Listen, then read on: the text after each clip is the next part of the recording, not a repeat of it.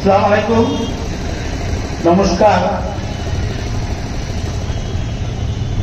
Ration কার্ডটা কেন্দ্র বিতরণকে কেন্দ্র করে আজকের যে গুরুত্বপূর্ণ সভা, সেই সভায় উপস্থিত ডেপুটি স্পিকার ডক্টর মমিনুর সাহেব, উপস্থিত আসাম সরকারের সুনামধন্য মন্ত্রী পরিমল শুক্লবৈদ্য সাহেব, আমার বিজেপির জেলা সভাপতি শোভন ভট্টাচার্য সাহেব, আমার হাইলাকান্দির এমএলএ জাকির হোসেন লস্কর সাহেব, এসপি মহোদয়, ডিসি মহোদয়, আমার সামনে থাকা আমার মা বোনরা, আমার পিতৃসমতুল্য মুরব্বী বাবারা, সত্যি আজকে যদি বলিতে সর্বপ্রথম আসামের মাননীয় মুখ্যমন্ত্রীকে ধন্যবাদ দেই যে দেশ স্বাধীন হওয়ার পরে আজকে পর্যন্ত এইরকম কোন কার্ড বিতরণ হয়েছে না, প্রথমবার দেখলাম। কারণ এক সময় আসলো যে যদি 100 জনের মধ্যে 50 জনে পাইছে, 50 জনে পাইছে না। আজকের দিনে জাতি ধর্ম বর্ণ নির্বিশেষে আমরা প্রত্যেক মানুষের সমান হিসাবে যে কার্ড পাইয়া চাউল, এর লাগে আমি এই সরকারকে ধন্যবাদ দিয়া আজকে যদি আয়ুষ্মান কার্ড প্রত্যেক মানুষের ভাগ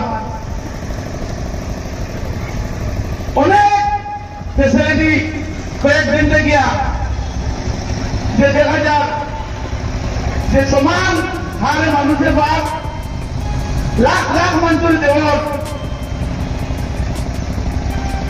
এই সরকারে যদি আমি বিরোধী দলের এমএলএ কিন্তু প্রশংসা করতে লাগে যে মানুষের যে আজকে চাউলের কাজে লাগিয়া আমরা এমএলএ আমরা জানি, আমরা গেছে প্রত্যেক সময় মানুষ যাওয়া আসা করে।